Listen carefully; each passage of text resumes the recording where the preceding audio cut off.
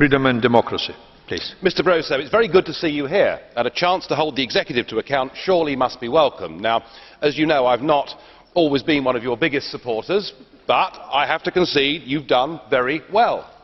You've managed to ignore the French referendum result, you've managed to ignore the Dutch referendum result, and you've managed to bully the Irish into submission second time round.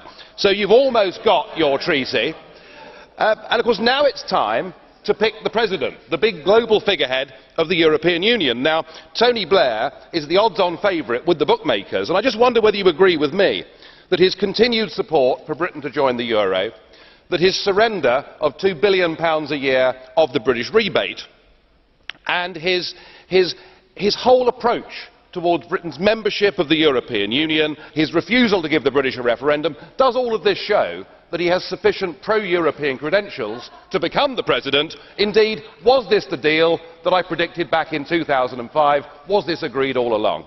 Thank you very much. His answer. First of all, Mr Farage, do not be so sad with the result in Ireland. It was indeed a great result, 67% of people that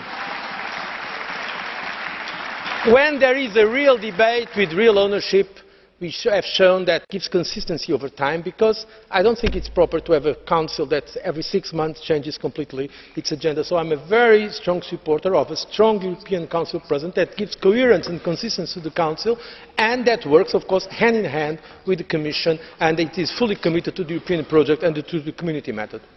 Thank you. Mr. Farage. Disappointed, Mr Barroso. I mean, it is question time, and a yes or no would have been easier, but never mind. Whether it is Mr Blair or not, the fact is he will not be democratically elected. You've not been democratically elected.